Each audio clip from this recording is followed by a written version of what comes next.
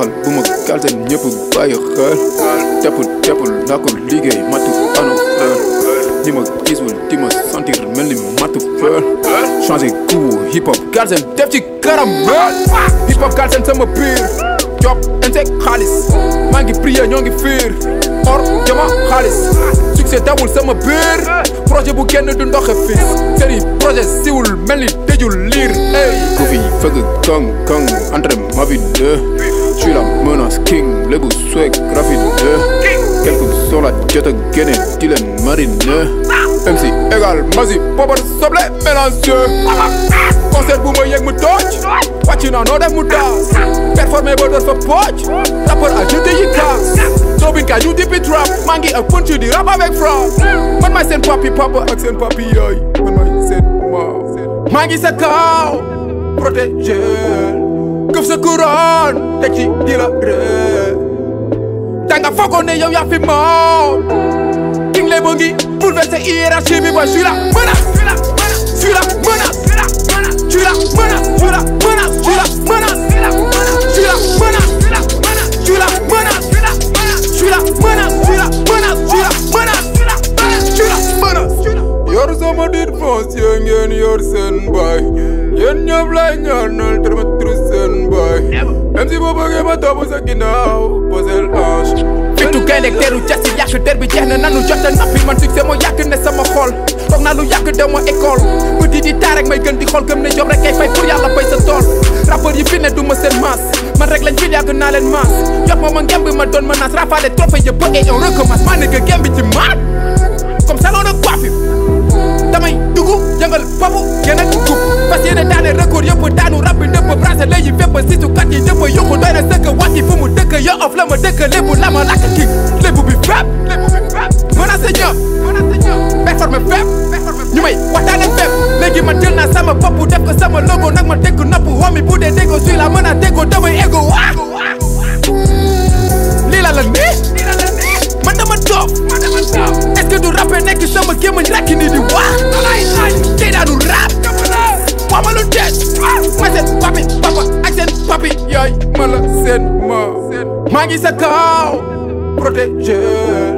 këf sa couronne teg ci di la ree danga foogoon ne yow yaa fi moom king le bo ngi bouleversé hiérarchie bi ba je suis la menace je suis la menace je suis la menace je suis la menace je suis la menace je suis la menace je suis la menace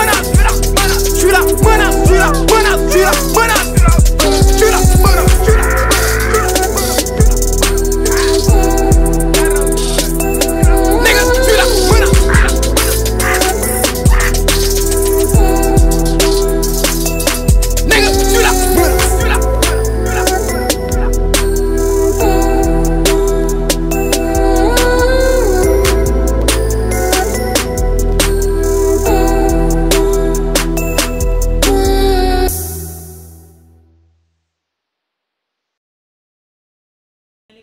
mbokku téléspectateurs yi ñuy seetaan à travers Yoff Mbollo TV ñu ngi leen di nuyuwaat di leen jaajëfal bu baax ci seen onde ak seen télévision locale comme ni ñu ko leen defee saa su ne rek à chaque fois dañuy def le tour di indi lu leen di bégal comme ni ñu koy waxee ñëpp xam nañ événement bi fi xew mu nekk le 27 juillet. le 27 juillet fële ci place Mamadou Diop comme ki ma toogal nii rek mu nekk daanaan suñu fierté ñun waa Yoff mu yóbbu turu Yoff nag fu bari macha allah ndax DR 1.0 bi yaakaar naa ne ku ko xamul ku nekk tamit dégg nga ko ñun ñëpp ñu àndandoo daanu rab ba Sorano comme ni mu ko doon defee rek def na ko Sorano ñu def ko fële sa place BCEAO mu am lu rëy nag lu muy waajal ba tax tey ji ñu toog fi fas yéene kaa waxtaan Popo maa ngi lay nuyu di la bàyyi nga nuyu téléspectateurs yi. waaw salaamaaleykum maa ngi nuyu waa Yoff yëpp di remercier waa Yoff Mbollo TV si invitation bi. waaw di leen wax ni maa ngi leen di remercier encore une fois ndaxte du doy di leen remercier parce que bu affaire yi demee ba toll fii daanaka yéen a tax buñ demee ba Sénégal yëpp xam affaire yi fu mu toll tey duñ lim 5 te duñ si boole waa Yoff yi donc yéen a tax quoi donc di leen nuyu di leen wax ni yéen a waral lépp quoi. waaw mais noonu la ngay waajal lu rëy le 27 xam naa dinañ ci dugg incha allah. mais avant tout d'abord ñu gis ne gëj nga organiser events depuis le 30 mars mun naa wax loolu ci lu nit ci gëj a xam lu bari ci diggante bi tam déggaatuñu fi dara à part place spéciale lan moo waral loolu. waaw defoon naa le 30 mars 2018 la woon je pense moom laa defoon sama première sortie pré-album bi après ma woowoon Sénégalais yëpp ñu ñëw gars yi fees Sorano mu réussiroon trop. waaw après loolu def nañ tournée nationale aussi nekkuloon ay dates yu ñu dévoilé chaque jour mais amoon ay affiches yoo xamante ni si sama page officielle yi def nañ 14 régions Sénégal yëpp tournée nationale DR 1.0 la woon après ñu ngi clôturé woon tournée bi fii le 12 août ak benn concert bu ma defoon may ko waa Yoff en collaboration avec Vibe Radio. depuis loolu à part ça festival yi ñu demoon si Sénégal yi di jouer concert yi ñuy invité ñu ngi soog a defaat suñu événement bopp vu que mosuma woon def concert gratuit fii nii plein air donc on s'est dit que ni avant ñu dem Grand Théâtre il faut ñu may Yoff benn affaire boo xamante ne delloo njukkal lay nekk di si woo Yoff waay yëpp mag ndaw suñu bàjjen yi suñu maam yi suñu frères yi parce que Yoff lañ am mënuñu fi jaay kenn dara donc dañ leen di may concert boo xamante ne le 27 juillet lay am place Mamadou Diop à partir de 20h donc ñu may leen concert boo xamante ne dañuy préparer suñu Grand Théâtre ndaxte jouru concert boobu la ñuy dévoiler datu Grand Théâtre bi ndax ñëpp xam nañ ne actuellement mois bi octobre la mais jour concert bi incha allah lañ koy dévoiler di invité ñëpp si place Mamadou Diop à partir de 20h le 27 muy samedi bii nii incha allah. nga def tamit benn concert ci diggante bi fële sa place bi si yow en collaboration ak Vibe Radio right waaw après loolu lii lay doon. waaw loolu après plein air boobu defoon nañ ko effectivement. waaw loolu ñu ngi woon di job rek ñu ngi woon di liggéey maanaam boo nekkee ci liggéey da ngay am benn moment nga présenter liggéey bi après liggéey boobu bu génnee ba nit ñi teg ci seen nopp après yow il faut nga nekk ci terrain bi quoi il faut nga dem seeti nit yi dem ci région yi dem ci événement yi nga xamante ne nii day organiser wu foofu nga jouer présenter leen li nga génne woon ñu ci bëri dañ la doon gis ci internet bi ñi dañ lay gis ci télé bi ñi dañuy nekk ci seen portable yi nekk ci YouTube bi di la seetaan ñi yor sa photo yi ñi yor sa son yi ci seen playlist yi donc plaisir la doon nekk ñuy wër ci région Sénégal yëpp présenter leen DR show comme ñun bi ñu defoon Sorano ñoom amuñu woon possibilité ñëw fekk si nañ leen ci région yëpp ba réussir woon nañ ko alhamdulilah clôturer woon ko nekkaat ci beneen air ak di clôturer waat projet boobu moo waral ñu def concert plein air Yoff di defaat aussi Grand Théâtre octobre incha allah te di préciser que ne affaire bi dem na ba ëpp doole nit yi daanaka Yoff la lépp sooxee ko mais actuellement dem na ba weesu na Yoff parce que la preuve boo ñëwee fii incha allah le 27 di nga gis façon nit bu nekk parce que oto yi fu nekk la ñuy jógee am nañ ay points de départ ci région yi Bargny Rufisque ainsi de suite ñoom te ne ay fan club lañ dañuy ñëw rejoindre waa Yoff ti leen wax ne yéen a war a dalal gan yi donc ñu teel a ñëw 20h ñu démarrer spectacle bi pour mu teel a jeex incha allah. d'accord ñu gis na tamit benn album nga muy DR 1.0 ndax yaa ngi waaj lu bees. waaw actuellement daanaka waaj nañ lu bees ba mu pare sax mais d'abord il faut ñu clôturer DR 1.0 ba pare pour rappeler que ni DR 1.0 mooy li ñu génnoon ba demoon Sorano léegi loolu permettre nañu ñu bokk ci ay jongante yoo xamante ne ni wàllum compétition hip hop Sénégal la ñu représenter Sénégal représenter Yoff ba jëloon meilleur EP bi donc DR 1.0 boobu moo jëloon meilleur EP 2018 mu nekk ndamu Yoff gépp ak ndamu Sénégal gépp donc ba léegi defuñu feet delloo njukkal gars yi loolu moo waral tey DR 1.0 boobu noonu dañ koy clôturer en beauté en concert clôturer ko en beauté ak benn salle bu mag mu nekk Grand Théâtre ba pare indiwaat ay affaires yu bees le jour ji dinañ présenter gars yi ay affaires yi nga xamante ne nii moom moo war a ñëw quoi incha allah. yaa ngi jéggi raay ba tey. waaw maa ngi jéggi raay ba léegi. d'accord lu tax demoo ci yeneen label yi nga xamante ne ñoom ñoo nekk Yoff wala alentour Yoff pourquoi jéggi raay. waaw pour préciser que ni man 2017 la ma waa jéggi raay contacté pour ñu liggéey et depuis lors ñu ngi job je pense que amuñu woonu chance su am fii label. amuñu chance su gis fi label bu ñu amoon label bu fi nekk duñ sori di dem fii ba Pikine pour wax que ni moyen de transport bi rek dafa métti da ngay jógee Yoff di dem ba Pikine ginnaaw raay pour enregistrer foofu noonu son c'est tellement difficile ku si nekk aussi yaa ngi ñaan ñibbi si sa dëkk ibbi fi li nga xamante ne nii da ngay jàppale sa rakk yi jàppale sa moroomu artistes yi maanaam ibbi fi label boo xamante ne c'est pour Yoff label boo xamante ne artistes yi Yoff yi ñoo siy jëkk bien sûr ñu ngi si projet yooyu mais lu jot yomb petit à petit rek l'oiseau fait son nid nank donc projet bi pour le moment ak carrière bi mooy priorité lépp li nga xamante ne ñu ngi koy def rek bés bu yàlla antuwee ne dina am rek dina am parce que suñu xel a ngi ci donc loolu donc bi ñu dem jéggi raay Yoff amul label ba nii Yoff amul label donc c'est dommage parce que doon nañu neex ñu yeewoo suñu kër yi ibbi fay studio au boy yëpp ñu ñëw ñu liggéey mais dans l'avenir incha allah bokk na si suñu ay projet quoi. pour le moment am nañu 7 artistes. d'accord xam nga tout le temps tam nit ñi dañuy wax ne. yow yaay seen grand artiste. waaw bon pas grand artiste sax parce que am na artistes yu mag yu fa nekk am na ñu ma fa fekk on peut dire que maa fa mujjee ñëw peut-être initiative yi ma jël ak peut-être di organiser événement d'envergure peut-être gars yi peut-être ñi fa nekkoon amuñu woon peut-être idée wu def ko peut-être man maa mujjee ñëw def fa 1 an après sama album après organiser Sorano le même jour waa Yoff ñëw feesal ko Sénégal ñëw feesal ko après ñu am benn ñu décorer ñu best EP peut-être loolu moom moo tax peut-être ñu ne grand artiste mais am na artistes yu mag yu fa nekk quoi. ñu gis ne tamit Jéggi Raay des fois dafay def benn ay concert sax mën naa wax loolu Sorano collectionné est-ce que loolu seen ay artistes kese Jéggi Raay la yéen kese la ou bien ñëpp la ñuy jël boole leen. waaw mooy Open Door ak Jéggi Raay show la preuve am na artistes yi Yoff sax yu fa newoon donc c'est un plaisir man depuis ma nekk Jéggi Raay waa Yoff ñu ngi bokk ci lii nga xam te ne sama waa label moom la ñu organiser te loolu sama fight la sama xeex la à chaque fois fi ma nekk damay bëgg samay frères rejoindre ma foofu noonu lépp loo xam te ne dañ si bénéficier wu li ma si bénéficier wu ñoom aussi ñu bénéficier aussi la preuve gis nañ si daaw géej ak ren que ni lépp loo xam te ne gars yi dañ koy organiser via label boobu man damay wax pour waa Yoff fi ñëw ñoom aussi ils savent que fii am na potentiel bu fa nekk donc booy dañuy ñëw foofu di enregistrer ñi fa nekk di enregistrer nekk ay clients fidèles bu ñuy organiser ñoom ñoo ngi si biir te loolu fierté lay nekk parce que Yoff laa dëkk man maa ngi bu foofu mu gisee yeneen waa Yoff yi ñëw di enregistrer foofu ñu leen di boole si événement yi fierté la aussi quoi ak contentement bu rëy. ndax nan laa koy waxee sax ndax Sorano bi sa concert Sorano bi ndax sa initiative la wala ñoom waa Jéggi Raay. boobu man maa ko initié woon quoi man la ak sama gars yi may liggéeyal waa Team Breeze maa ngi leen di remercier si taxawu bi sonn nañ trop bu ñu amee organisation ba pare daanaka ñëppay tooy parce que gars yi ndeysaan ay jàmbaar lañ duñ bàyyi dara mu sedd quoi. exactement yan difficulté ngeen ci dundoon wala. bari na xam nga gars yi de loin dañ lay gis ngay jël initiative yu mag di organiser concert yu mag di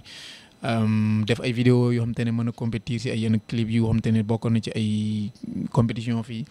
ñu lay nominer si ay affaire ñu defee ne tout est facile mais c'est très difficile pour wax gars yi ne yombul parce que yow da nga siy dem ak xol bu rafet ak pour ñi nga xamante ne nii yow ñu ngi lay suivre ñu am si mbégte maanaam li ñuy def yëpp di yulli suñu fond di yulli suñu réserve di ko si def pour mu rafet juste pour yéen la maanaam yéen a tax ñun ñu koy def buñ toogee yoruñu dara sax nañ sagu ne Yoff am na ndam. effectivement voilà loolu tamit benn événement bu rëy boo xamante ne macha allah ñëpp dañ ko doon waaj mais tamit sa ay mbokk tamit Tongoor ba Laayeen ba Apexi ba fi nga xamante ne mooy aéroport yi ñëpp jokk ne direction fële keroog bi nga duggee si salle bi gis nit ci lan nga yëg. waaw sentiment de fierté ba léegi rek parce que waaw ñëpp ñëwoon nañ sama parents yi sama frères yi sœurs yi ñëpp samay xarit et tout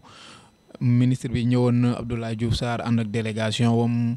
ñeneen jóge nañ fu nekk ñii jëlee nañ seen ay auto si région yi ñëw am na ñoo xamante ne bi muy leer lañ ñibbi parce que dëkkuñu fi yëpp donc loolu bi ma ñëwee gis mu mel noonu dama sant yàlla bu baax parce que c'était la première fois c'était pas évident aussi benn artiste boo xamante ne mosul organiser benn concert bu mag mu ñëw organiser concert u sorti album en même temps def ko entrée plus bracelet mu mel noonu sant yàlla en plus pour feddaliwaat kóllëre bi ak gars yi pour ñu xam ne liggéey bi mu ngi soog a commencé loolu la woon donc bi ma fa paree sama bët feneen laa ko tegaat la preuve def na at bu mënoon naa ne damay demaat Sorano bi ma nattee ba xam ne gars yi ñun suñu yëngu rek xajul sax Sorano waa Yoff macha allah bu seen doom wootee ñëppay ñëw donc loolu moo ma may fit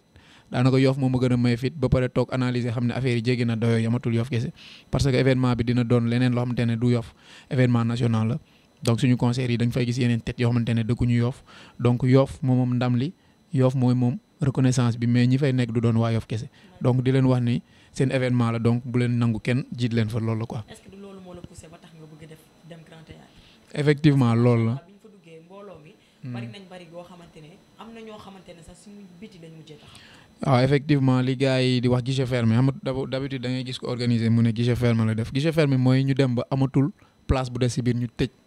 guichet bi waaw loolu la ñuy réussiroon le jour. ba ci kaw si suuf escalier nit mënu fa woon xaj donc guichet fermé loolu lañ defoon donc di ñaanaat tamit mu nekkaat guichet fermé fii nii ci Grand Théâtre parce que ndam loolu bu doonee ndamu Yoff rek day gën a rëy ndamu Sénégal aussi day gën a rëy donc di woo ñëpp incha allah ci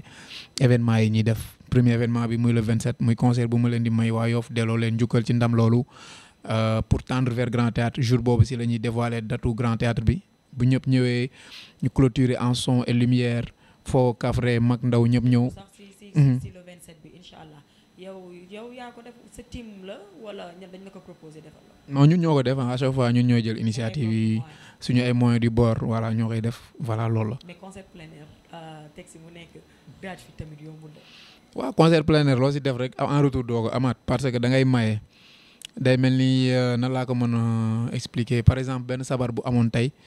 nga bëgg a maye sabar par exemple di nga loué ñu lay tëggal di nga ñawlu en retour kenn du fay pour dugg seetaan. mais est-ce que loolu yomb na ci rappeur. non c'est pas facile boo seetluwee ñi def concert plein air bariwul sax donc kuy jóg di def concert plein air di ko may rek ça veut dire que am na benn cofeel bu mu am si fi mu dëkk. donc di féliciter ñi ko fi jot a def yëpp am nañ cofeel man c'est ma première fois may def concert parce que bëgguma di def lu ndaw moo tax. donc lu tax mu am ay place comme genre ay pencum yoo nekk fii xam nga bayaalu mbay ngeen beeg yooyu. nga choisir fële nga xamante ne mooy place bi. waaw place Mamadou Diop jusque moom moo gën a placé wu si ñi nga xamante ne dëkkuñu Yoff ñi nga xamante ne dañuy jógee si yeneen dëkk yi di ñëw ñi nga xamante ne Ngor Yoff Ouakam Dakar feneen ak feneen bu ñu ñëwee rek buñ nee Yoff lañ jëm rek seen oto balaa muy dugg biir Yoff dinañ gis son bi dinañ gis lumière bi donc place Mamadou Diop moo gën a placé wu en plus am na espace boobu yëpp moo tax ñu choisir foofu noonu pour def ko. nekkatul woon affaire du Yoff mu tëju Yoff kese nekkul Yoff kese moo tax quoi il faut mu yaatu quoi. rappeur tamit nekk loo xamante ne du ñu wayaan du ñu tuddee seen ay concert du ñu marrainer kenn wala ñuy parrainer kenn est-ce que yow itam di nga def sa ay soutien dem di ko yóbbul autorités yi nga xamante ne ñoo fi nekk pour ñu leen di jàppale. waaw effectivement dañ koy def de dañuy dem seeti daanaka seeti nañ ñu bëri ñi nga xamante ne ni suñuy autorité lañ. voilà am nañ ay promesses aussi ñoo xamante ne ni suñuy mag lañ suñuy autorité lañ suñuy njiit lañ am nañ seen aval que ni dinañu jàppale ci bés bi mais pour le moment ñu ngi xaar ba léegi donc di leen lancer waat appel que ni voilà dans 3 jours bon espérons parce que ñun yàgg nañu jàppale quoi maire bi yàgg nañu jàppale pour préciser que ni suñu événement bi ñu def Sorano aussi ñoom jàpp nañ si bu baax donc ñu ngi espérer waat ñu ñëwaat tamit ñu feddeluwaat kóllëre bi parce que ay porteurs de voix lañ donc am nañ benn fugg boo xamante ne suñu xool a nekk bu ñu wootee yàlla dimbali nañu ba jeunesse bi yëpp dañuy ñëw donc te doo si fay kenn dara ñëppay ñëw gratuitement boo wootee si saal yi gars yi dagg seen ticket jël paas seen taxi ñëw ñu feesal ko donc du politique du dara ay porteurs de voix lañ ay ambassadeurs lañ donc ñoom ils ont l'obligation ñu ñëw jàpp si événement yi nga xamante ne doomu Yoff yi ñoo koy def aussi di leen remercier aussi ndaxte ñu ngi ñuy jàppale néew ma jàppale wu ñu ngi ñuy jàppale di leen gën a ñaax pour ñu koy teel a def parce que actuellement événement yi tout est programmé une semaine avant di nga caler lépp dem si sa ay répétition voilà c'est ça en fait di leen remercier si lépp li nga xamante ne ñu ngi koy jàppale culture urbaine bi aussi quoi. d'accord ñu gis ne tamit boo wootee say mbokku rappeurs yi nekk Yoff yëpp tamit dañuy ñëw. effectivement waaw affaire de frère affaire de grand frère affaire de petit frère daanaka fii yàlla dimbali na ma ba man aw ma fi problème ak kenn donc man néew ma di xajal kii wala may xañ kii donc man ñëpp laa yemale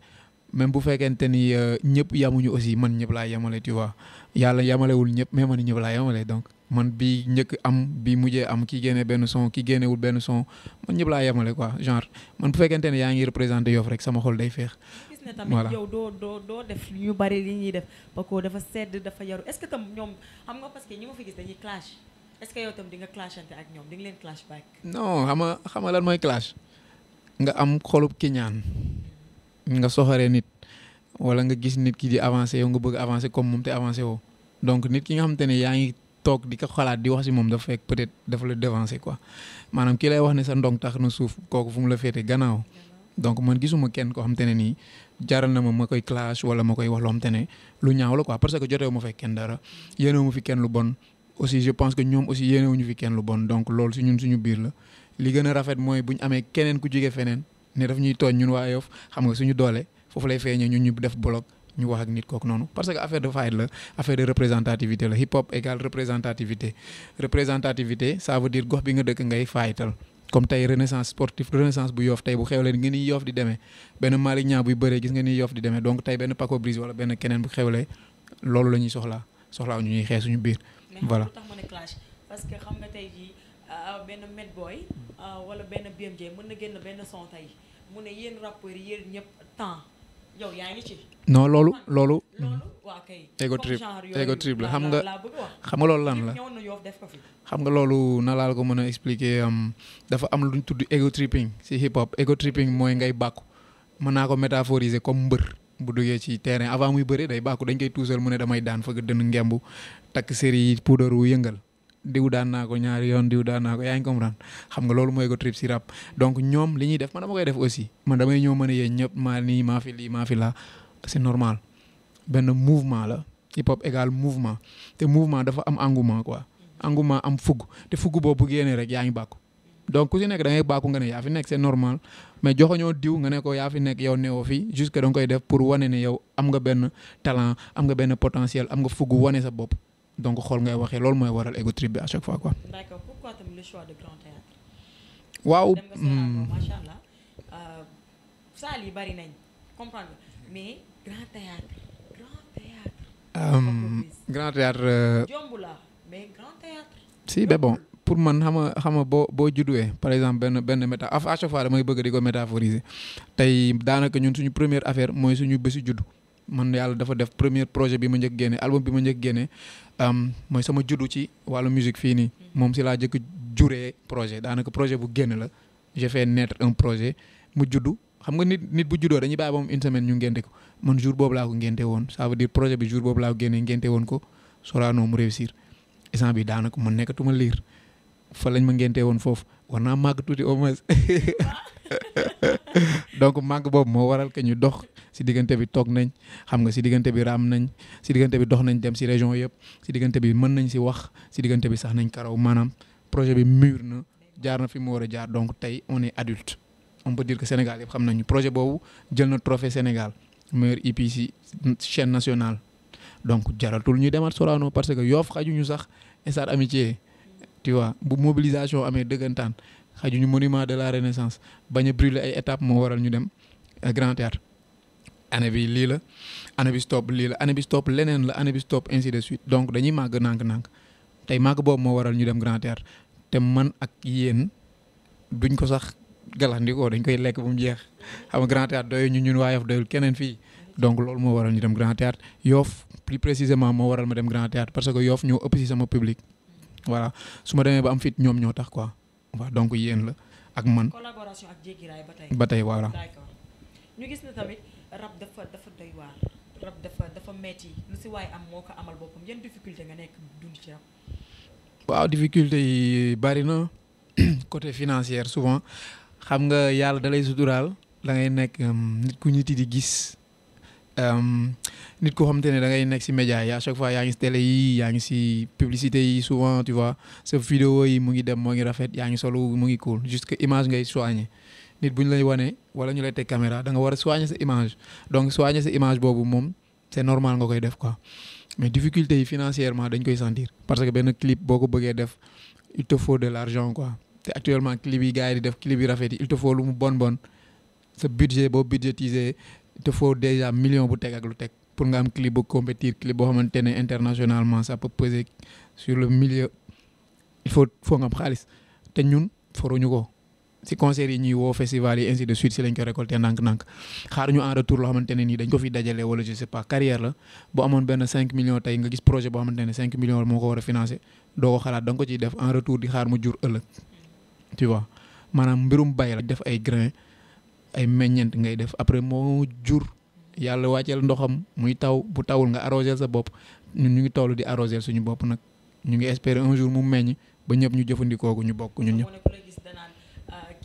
dañ lay gis yaa ngi sant yàlla. waaw bien sûr. mi ngi cool ak lépp. lan nga dund moo gën la gêner ci sa carrière ba tax nga ne da ngay. waaw bokk na ci à chaque fois bu may wàcc benn affaire sama parents yi ni ñu ciy taxawoo.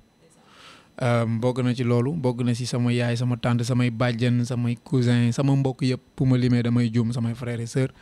bu ma amee benn événement duñ am jàmm day mel ni benn mbër moo war a dem bëri donc bu ma génnee benn affaire ñoom ñoo koy njëkk seetaan donc loolu fierté la day tax lépp lu may def rek dama ci bàyyi xel day tax du ma insolent day tax du ma wax lu vulgaire tu vois day tax moom ma gën a yar sama bopp daanaka ci famille bi ma bokk macha allah tey waruma permettre di def yenn erreurs yi. tu vois loolu aussi bokk na ci li ma gën a neex bu ma amee réussite ñoom seen contentement boobu noonu bu ma ñibbisee kër ga ndam lay nekk bu ma demee feneen ba dugg ci Yoff ndamu Yoff lay nekk loolu am na tamit benn lu rëy lu may pousser ci sama carrière genre may gën a insister di représenter Yoff may gën a insister di représenter culture lébu parce que culture urbaine lañ wax ci hip hop culture kenn ëpp ko lébu yi donc ñun ñoo ëpp fi ëpp culture donc man ñi ci biti ñun ñoo sanc Yoff ñoo sanc Ndakaaru hip hop bi fi mu féete Dakar la donc ñun kenn ëppale wu ñu fi culture moo ko muur kenn ëppale wu ñu culture donc ñun fit boobu moo ñu tax a dem en plus li ma si gën a neex réussite yi bu amee muy doon réussite Yoff gépp tu vois loolu man représentativité bi man buñ ne sax Paco Briz nañ ne Yoff moo am ndam loolu moom mooy sama objectif. teg si tamit Yoff ñu gëm la trop xale yi bëgg la loolu ba nga xamante ne même da ngay gis sax bu ñu demee fenn benn rappeur bu jógee fenn bu ñëwee wala ngay rom ci kambi si tellement ñu ngi weerante naan Paco Briz lii ñun Paco Briz lañ am Paco Briz nga génn xale yooyu loolu ban cofeel la ban yëg-yëg ngay am boo génnee gis xale yi doxalee noonu. waaw bon man moom xale yi non man xale yi samay xarit lañ quoi d'abord man ku ma xam-xam ne dama bëgg xale mën naa yàkkamti trop mën naa am benn audience léegi nii taseeg benn xale mu woo ma taxaw waxtaan parce que loolu cofeel boobu noonu depuis du bi ma commencé di def musique loolu dafa yàgg man maa bëgg xale te xale loolu xale leneen la yow nekkoon nga xale xam nga man nekkoon naa xale ñi ñu jur tey nekkoon nañ xale ñi ñu jur seen ay pap seen maamaati maam tey yal na leen yàlla yërëm ay xale lañu woon donc xale moom mooy avenir. voilà donc lu ma def bàyyi xel la xale yi ñu jara di remercier booy yëpp ndaxte man tey moom bu mu fi génnee woon tey tase ay booy dañ lay dem ba reconnaître la foo tollu Paco Briz damay taxaw jàmm sant ak ñoom parce que samay frère lañ. mosuma am ay xarit yu bees ba léegi ñoom laay àndal koo gis tey mu bees si événement bi rek dafa fekk si côté professionnalisme la ñëwee te booy màgg day soxlaa am ay têtes yoo xamante ne dañuy maîtriser li ngay def mais sama ami d'enfance ñoom laay àndal ba léegi la preuve sama team ñi may àndal depuis temps booy ñi ma bokkaloon école CEM Yoff ba feneen ak feneen ñoo nekk sama ginnaaw ba léegi. waaw ba tey bu góor ñi nekkee nii xale yi nekk nii tam xale yi jigéen yaa ngi fi tamit. waaw xale jigéen yaa ngi fi samay sœur bari na samay sœur bari nañ macha allah ñoom mais loolu lépp affaire de Yoff la affaire de am bëgg sa dëkk la pour man loolu la de. effectivement mais bon pour ñëwaat si sa question pour loolu la en fait pour man gis nga ñoom mënoon nañ taxaw di wax keneen ku dëkkul Yoff lan moo tax ñu naan Paco parce que Yoff laa dëkk. waaw mais nit mën na dëkk feneen sax mën li muy def ak yëpp mais xam nga boo bi set bi. civilisé bi ak baax bi ak yaru bi nit bëgg est-ce que ñoom nekkuñu di xëccu pour ñëw di la xam si. je dirais pas juste que man mën naa ne peut-être loolu mën na si nekk. bon man mënuma leen juger parce que au fond xaw ma lan moo leen indi. non lenn laa leen mën a xamal mooy ñu ngi jàpp si liggéey bi bu baax a baax tellement man damay ruus sax tu vois dañ lay woo di la laaj fa la affaire yi toll gëj nañ dégg bëgguñu di toog duñ la dégg. naka la affaire yi t-shirt yi xanaa du génn événement yi nii dañuy yàkkamti événement yi yow ñoom ñoo la koy gën a yàkkamti bu ñu la gisee benn plateau télé dañuy kontaan dañuy jël sa photo statut ko benn vidéo boo def statut benn affiche boo def statut te yow fayoo leen 1 franc tu vois donc loolu pour man loolu weesuwul gëm sa gox. voilà loolu foofu laa ko mën tuddee gëm sa gox ak gëm sa mbokk. parlons t-shirt yi ngay wax dañoo gisoon tout le temps sa tête boobu mu nekkoon benn logo bu doy waar bu rafet boo xamante ni. ñëpp ñoo ko apprécié woon mais dañ ko gisatul tamit loolu ani moom fan la mu ngi am benn line boo xam ne si loolu moo ngi fi ba léegi juste que xam nga dañ nekkoon si événement bi streetwear da koy coiffé streetwear mooy affaire de marque affaire de t-shirt affaire de logo donc loolu moo ko accompagné woon comme ñu ngi jëmaat si événement loolu day ñëwaat donc dinañ indi yeneen initiative non du événement ba événement t-shirt yi muy continuer ñu ngi jënd t-shirt yi ba léegi plateforme bi ñu koy amee ñi ni ñu ngi ko fay am ba léegi donc voilà juste que dafa xawoon fees si jour événement bi parce que mooy woon c'était la première fois ñu dévoiler logo bi moo nekkoon si bracelet yi moo nekkoon si t-shirt yi moo nekkoon si affiche yi moo nekkoon si clip bi loolu mooy woon suñu identité pour DR 1.0 te loolu moo nekk suñu logo officiel lancé guñ ko officiellement parce que defaguñu lancement de marque bi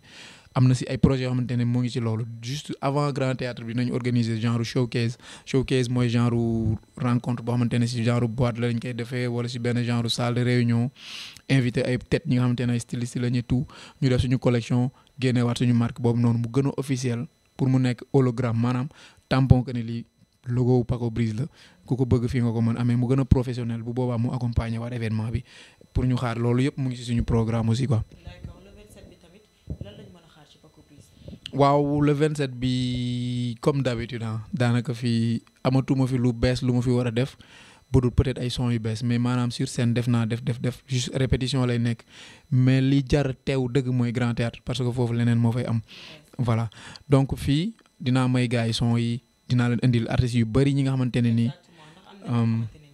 effectivement ñu bari daanaka ñi nga xamante ne ñu ngi leen di lim fi yëpp dañuy ñëw ñi ngay gis ci télé chaque jour ñi nga xamante ne yow mi di seetaan yaa ngi leen di bégg à chaque fois da nga leen di gis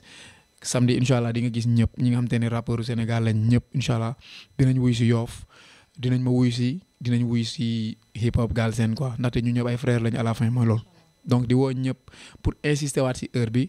parce que d'habitude dañ doon constater d'habitude concert bu amee d'habitude man dama doon bokk ci ñi di mujjee jouer quoi peut-être yàlla moo mën na taw loolu gars yi nee nañu bu ma jouer pare nit yi dañuy ñibbi di sant yàlla ci loolu quoi mais pour corriger waat loolu rek juste que peut-être def naa fi concert yu jàmbur yoo xam te ne joué naa après nit yi ñibbi ba borom du obligé joué waat doo xam lan moo koy def yàlla moo koy def donc yàlla mooy def nit yi bu ñoo la bëggal seen bopp da ngay ñëw concert yu jàmbur yow dañ la invité kese mais da ngay ñëw mu mel ni yaa moom concert bi donc nga joué ba pare après boo wàccee nit yi dañuy ñibbi loolu laa bëgg corriger pour sensibiliser waat gars yëpp ne leen bii d'ailleurs am nañ benn autorisation boo xam te ne 1h30 lay am pour insister ci heure bi quoi concert bi 1h30 normalement dañu war a arrêter concert bi donc di lancer message di woo gars yi ne leen concert bi concert u Yoff gépp la concert u Sénégal la du concert u xale yi kese concert u mag ñi la concert u paa yi la concert u marié yi la concert u célibataire yi la te ñëpp dañu war a ñëw déjà 20h incha allah dinañ démarrer spectacle bi 20h dinañ balancer maximum 20h30 artistes yi commencé jouer daanaka contacter nañ artistes yi nga xam te ne ñoo war a jouer man dama si génne woon sama loxo parce que man bu ma wootee rek daanaka ñëppay ñëw mënuma woo kii bàyyi kii bu dee dama wootee rek man bu ma jëlee initiative woote ñëpp samay gars la ñëppay ñëw daanaka temps de jeu sur scène sax du ma ko am donc moo taxoon ma bàyyi gars yi ñu gérer sama team ñoo gérer woon invitation yi donc di lancer message ne leen heure bi 20h30 la dañuy démarrer spectacle bi 1h30 affaire bi jeex ku nekk nga ñibbi continuer sa activité parce que ñi di seetaan si Paco Briz tey nekkatul ay xale kese bëri na ay xale yi mënuñu toog foofu ba fajar man dama doon metti tey bu ma doon dem si concert yu jàmm di jouer booy ndaw dañuy ñëw di ma laaj ndax da ngay jouer ban heure ngay jouer booyee dañuy obligé ñibbi ñu bëri duñu am occasion gis ma parce que ay 4 heures du matin day fajar bu may jouer day metti sama xol du neex quoi parce que ñu bëri dañ fay ñëw à la fin dañ naan ma ñoo ngi ñibbi parce que dafa guddi donc bëgg Yoff gépp génnandoo en communion ñu feete suñu concert feete suñu ndam waajal suñu événement bu mag ñëpp génn 20h30 ñëpp ñëw place Mamadou Diop ñu balancer artistes yi jouer man ma yegg sur scène 1h30 ñu clôturer en beauté après ñu jëm grand théâtre jour boobu noonu incha allah ñu dévoiler datu grand théâtre bi mu nekk réussite ñëpp incha allah. dégg ngeen li mu wax 20h wala 20h30 na leen fekk place Mamadou Diop. ngeen teel a ñëw jigéen ñi teel leen defar ba mu baax góor ñi tamit même chose la xam naa ne daal yu bees yi jiin yu bees yeeg oo yu bees yeeg ñii di watuwaat ak Paco ñii di defaraat daal nañ naan si Paco lañ ñëw ba pare tax na ñëpp di njëriñu léegi donc teel leen ñëw mu teel a jël comme li ma wax 1h30 du matin. la autorisation bi jeex teel leen ñëw. Paco lan mooy sa dernier mot. waaw mooy si li mu jëm si li ma jóge rek di remercier sama famille di remercier waa Yoff ndax waa Yoff moom du ma jóg si di leen remercier du ma leen mës a remercier assez quoi. la preuve feneen fu ma mën di dem fu dul Sénégal si région yi feneen fu ma mën di dem Yoff laay nekk Lébu laay nekk voilà donc di leen remercier di leen wax ni lépp lu mu rafet du man quoi yéen la maanaam fit bi buñ koy am du man maa tax donc yéen a tax man ma am fit donc di woo mag ñi di woo xale yi di taalal suñu loxo ñu ñaanal ñu parce que ku xam Yoff xam ne Yoff dëkk bu am spiritualité la ñëpp ñi nga xamante ne ñu ngi seetaan di leen wax ne seen doom la Paco Briz doomu Yoff doomu Sénégal moo xewle donc di leen taalal loxo pour ngeen ñaanal ñu ndaxte yoon bi gudd na te metti na defaguñ dara defaguñ fenn daanaka ay xale lañ kese yoo xamante ne ñu ngi soog a démarrer ci lii defaguñ ci carrière bu gudd donc di leen ñaan ngeen ñaanal ñu parce que ñu ngi représenté gox te képp ku wax gox rek bëgg sa gox bokk na ci jaamu yàlla di défendre sa couleur dëkk bokk na ci jaamu yàlla donc di leen taalal loxo di leen wax ñu ñaan yi du mës a doy xam na ne ñu ngi ñaan mais ñaan du mës a doy di remercier sama famille di remercier waa Team Briz bu ma limee damay jum di remercier ñëpp ñi nga xamante ne ñu ngi jàpp ci liggéey bi de près wala ñi nga xamante ne dañ sori ñu ci jàpp ñi waa diaspora bi fu nekk la ma nit di woowee dañuy fier bu ñu gisee ne benn lébu mu leen di représenté wala benn Yoff waa mu leen di représenté à travers ci plateforme mu Yoff Mbollo TV ñu ngi seetaan foofu noonu donc di leen wax ni événement bi seen événement la di wax ñëpp génn ñu def ko mu nice jour boobu ma jox leen datu grand théâtre bi ñu préparé ko tamit defaat leneen ainsi de suite année bi beneen bi liggéey bi day soog a tàmbali loolu laa leen amoon lu ma leen di wax di remercier waa Yoff Mbollo TV jërëjëf. merci beaucoup comme ni ngeen koy gisee ba pare ñu dégg donc ñu doon waxtaan ki nga xam ne mooy Paco Briz P-Boys xale yëpp bëgg ko xale yëpp macha allah koo wax mu ngi def comme Paco Briz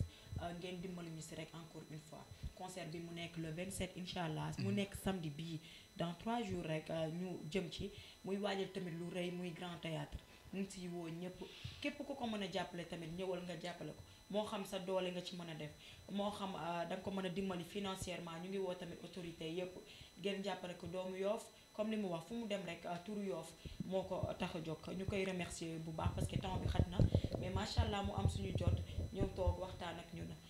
di remercier tam sama caméraman bi Ndion Laye di leen jox di jaye ba sa concert ba incha allah. Incha allah. Merci beaucoup.